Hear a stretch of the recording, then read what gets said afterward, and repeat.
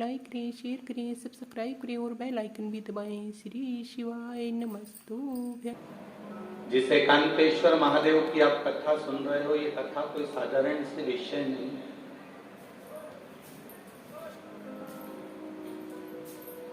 अपना अपना घर छोड़कर, परिवार छोड़कर आप यहाँ बैठे हो, ये कोई साधारण सी बात नहीं है।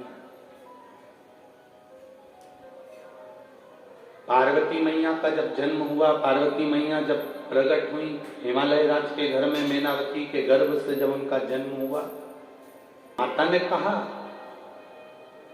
घर में रहकर भगवान का भजन कर लो।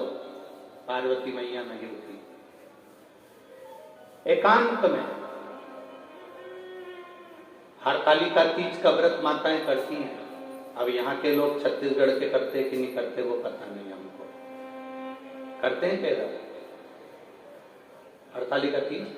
तो हरतालिका तीज का व्रत जब माताएं करती हैं तो वो पार्वती जी की कथा को जब पढ़ती हैं तो उसमें पढ़ती हैं कि पार्वती जी अपनी सहेलियों के साथ एकांत में जाती हैं, गुफा में प्रवेश करती हैं, बालू के शिवलिंग का निर्माण करती हैं और उसकी पूजन करती हैं।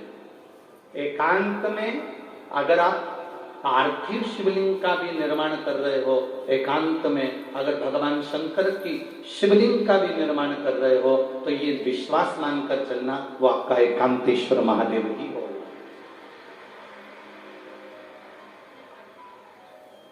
वो आपका एकांतेश्वर महादेव ही हो। एकांत में बैठकर किया गया भजन, एकांत में बैठकर किया गया मंत्र जाप, एकांत में बैठकर किया गया नाम जाप, एकांत में बैठकर किया गया शिव भक्ति हमारी आयु की वृद्धि करती है। अकेले आए थे, अकेले ही जाओगे। पत्नी कितनी भी सुंदर हो, पति कितना भी सुंदर हो, बच्चे कितने भी सुंदर हो, भाई बंधु कितने भी सुंदर हो, माता पिता कितने भी अच्छे हो, एकांत में अकेले आए हो और एकांत में अकेले ही चले जाओ। कोई दूसरा तुम्हारे साथ जाने वाला नहीं होगा। केवल तुम्हारा किया गया भजन, तुम्हारा किया गया मंत्र जाप, तुम्हारा किया गया नाम जाप, तुम्हारा किया गया स्मरण, ये तुम्हारे साथ जाता है। एक लोटा जल शिवजी को चढ़ाने का फल, एक बेलपत्री के वृक्ष को लगाने का फल, एक बेलपत्री के वृक्ष के नीचे से मात्र निकल जाने का फल कोई साधारण नहीं है। 5 गरुड़ पुराण के अंदर 5 महापाप बताए हैं। श्रीमद् भागवत में 5 महापाप बताए हैं। शिव महापुराण में 5 महापाप बताए हैं। गरुड़ पुराण में 5 महापाप कहे, श्रीमद् भागवत में 5 महापाप कहे, शिव पुराण में 5 महापापों का वर्णन किया है, कूर्म पुराण में, स्कंद पुराण में 5 महापापों का वर्णन किया है। उस 5 महापाप में पहला पाप है बाल हत्या। पहला पाप कौन सा है? जम के बोलो जरा। बाल हत्या। दूसरे नंबर का पाप है पर स्त्री का भोग करना, पर नारी का संग करना, यह महापाप की गिनती में आता है। तीसरे नंबर पर आता है स्वर्ण की चोरी करना, सोने की रकम चुरा लेना, सोने की रकम को प्राप्त कर लेना, यह महापाप की गिनती में आता है। चौथे नंबर में आता है किसी के घर में आग लगा दो।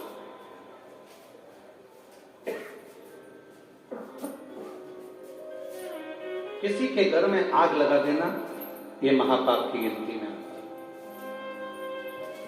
और 5वें नंबर का होता है किसी के साथ विश्वासघात कर देना। अगर आपने तोड़ दिया तो यह महापाप की गिनती है। वेद व्यास जी ने क्यों लिख दिया शिव पुराण के अंदर कि शिव मंदिर तक जाना चाहिए,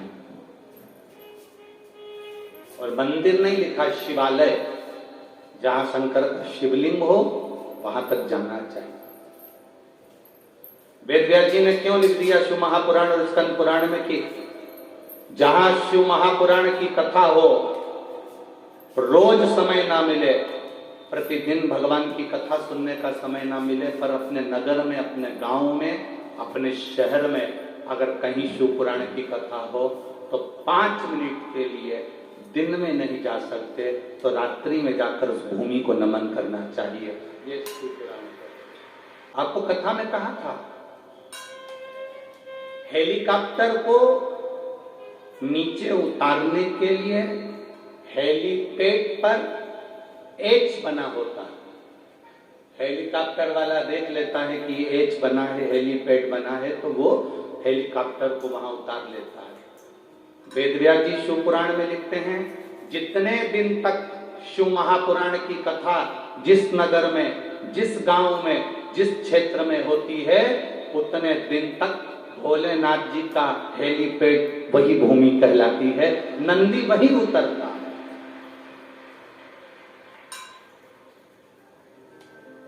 वेद व्यास जी लिख रहे हैं आपके पास में समय नहीं, आप 7 दिन नहीं जा सकते, 5 दिन नहीं जा सकते, 4 दिन नहीं जा सकते, 3 दिन नहीं जा सकते, 2 दिन नहीं जा सकते, 1 दिन पूरा नहीं जा सकते, पर 5 मिनट निकालकर, 2 क्षण निकालकर शिव महापुराण की कथा में जाना चाहिए। क्या होगा? स्कंद पुराण में वेद व्यास जी लिख रहे हैं, शिव महापुराण में वेद व्यास जी लिख रहे हैं, विद्येश्वर संहिता में वर्णन कर रहे हैं, जो भूलवश अनजाने में भी शंकर भगवान के शिवालय में पहुंच जाता है, जो अनजाने में भी शिव महापुराण की कथा तक पहुंच जाता है, जो अनजाने में भी बेलपत्री के पेड़ के नीचे से निकल जाता है, जो अनजाने में भी बेलपत्री के पेड़ को लगा देता है, उसको ये 5 पाप कभी नहीं घेरते हैं वहां से। उसको ये 5 महापाप कभी नहीं घेरते, वो पापों से मुक्त हो जाता। कौन कौन से महापाप बताएं? पहले नंबर पर बोलो, जम के बोलो, बाल हत्या। दूसरे नंबर पर है पर स्त्री गमन। तीसरे नंबर पर है स्वर्ण की चोरी। चौथे नंबर पर है किसी के यहाँ आग लगा देना। और 5वें नंबर पर है किसी का विश्वासघात कर जाना। ये 5 महापाप की गिनती में। हम कितना पुण्य कमाते हैं, हम कितना जल चढ़ाते हैं, भजन करते हैं, कीर्तन करते हैं, मंत्र जाप करते हैं, श्री शिवाय नमस्तुभ्यम जपते हैं, ओम नमः शिवाय जपते हैं, नमः शिवाय जपते हैं, 12 अक्षर मंत्र ओम नमो भगवते वासुदेवाय जपते हैं, राम नाम कृष्ण नाम जपते हैं।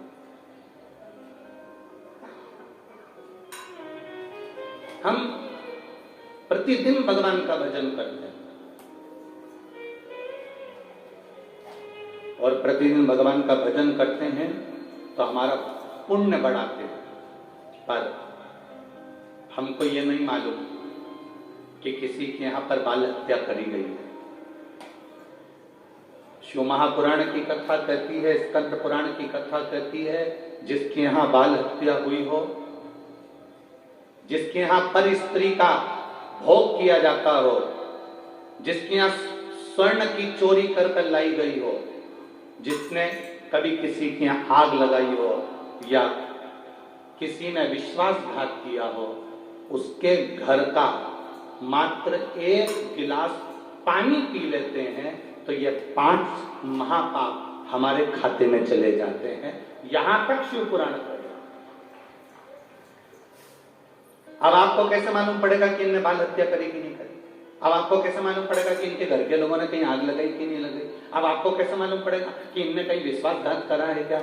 आपको कैसे मालूम पड़ेगा कि यहाँ का इनके घर का पुरुष पर स्त्री गमन करता है क्या, या स्वर्ण की चोरी करता, या सोने की चोरी करी है क्या? आपको कैसे मालूम पड़ेगा? आपको नहीं मालूम। कि इनके घर के लोगों ने कहीं आग लगाई कि नहीं लगाई, परिस्त्री गमन किया कि नहीं करा, या स्वर्ण की चोरी करी कि नहीं करी, आपको कुछ भी नहीं मालूम, क्योंकि आप अनभिज्ञ हैं। आप नहीं जानते कि इसके अपन ने पानी पिया तो ये कैसा है, आप नहीं जानते।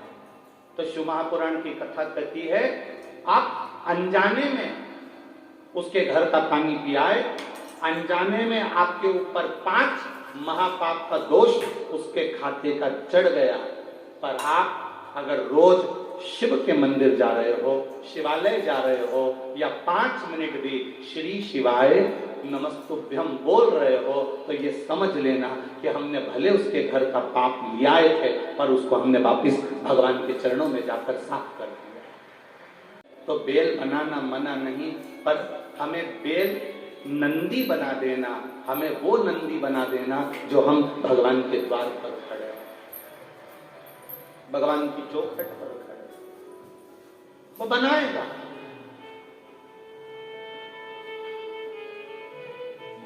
बेल और नंदी में बहुत अंतर होता है।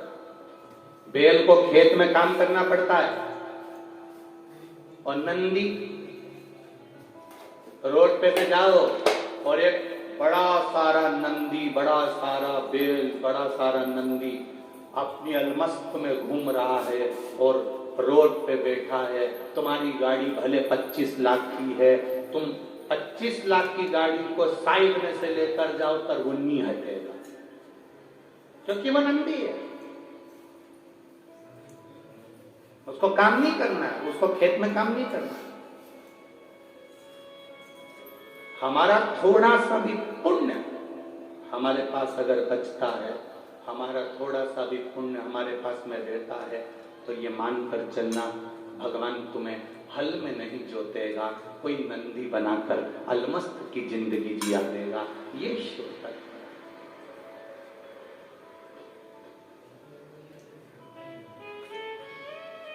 आप करो उसका भजन। हम कभी मना नहीं करते कि आप कर्म मत करिए, 24 घंटे काम करो, हम मना नहीं करते। तुम्हारे शरीर की जितनी कैपेसिटी है उससे दुगना तुम मेहनत करो, मना नहीं। अपना घर मत छोड़ो, अपना परिवार मत छोड़ो। अष्टावक्र गीता, श्रीमद् भगवत गीता और गर्भ गीता,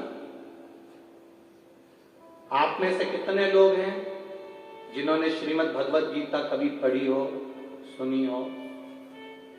आप में से कितने लोग हैं जिन्होंने कभी अष्टावक्र गीता को पढ़ा हो, बाजार से लेकर आए हो और पढ़ा हो अष्टावक्र गीता? पढ़ी है? आप में से कितने लोग हैं जिन्होंने कभी गर्भ गीता पढ़ी हो? गीता प्रेस गोरखपुर की अष्टावक्र गीता भी मिलती है, गर्भ गीता भी मिलती है, श्रीमद् भगवत गीता भी मिलती है, पढ़िएगा। अष्टावक्र गीता में अष्टावक्र जी ने राजा जनक जी को 3 बातों से सब कुछ समझा दिया। अष्टावक्र गीता और गर्भ गीता की बात अच्छी लगे तो अपने जीवन में उतारना, और संपूर्ण देशवासियों को इस क्लिप को काट कर संपूर्ण देशवासियों को भेजना कि अष्टावक्र गीता में अष्टावक्र जी राजा जनक को 3 शब्द में गीता समझा रहे हैं, गर्भ गीता में 2 शब्द में गीता समझा रहे हैं। अष्टावक्र जी ने जनक जी से कहा, सुनो जनक, 3 बातों को, 3 शब्दों को अपने जीवन में उतार कर रखो। पहला,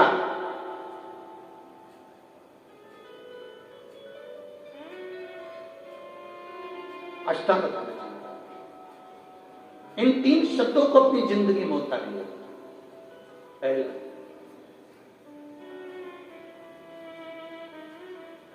अपने धन को पकड़ो, पराये धन को छोड़ दो। दूसरा, अपनी स्त्री को अपने साथ रखो, पराई स्त्री को छोड़ दो। और तीसरा, अपने घर में रहो, पराये का घर छोड़ दो। ये अष्टावक्र गीता के 3 शब्द। गर्भ गीता के मात्र 2 शब्द हैं जिसको मनुष्य को अपने जीवन में उतारना चाहिए, और वो 2 शब्द हैं अपनी कमाई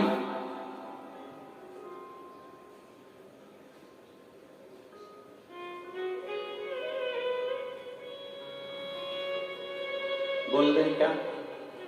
अरे बोलो जम के बोल दें।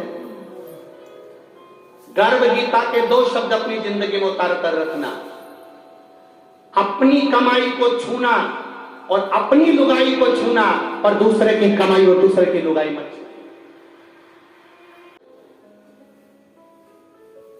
प्रतिदिन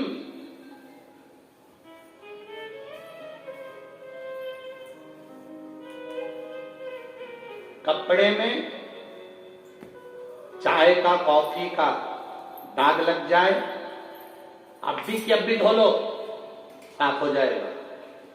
कपड़े में चाय कॉफी का दाग लग गया, 2 घंटे या 3 घंटे बाद धोगे तो वो दाग साफ नहीं होगा। हमने आज पाप किया है तो आज ही शंकर भगवान को 1 लोटा जल चढ़ाकर धो लो, नहीं तो वो पक्का होगा। तेरे बच्चे के पीछे काल मंडरा रहा है। राम जी का स्वरूप देखकर कह दिया था राघव जी के जीवन में ये तकलीफ आएगी, ये शिव के सिवा कोई नहीं कर सकता।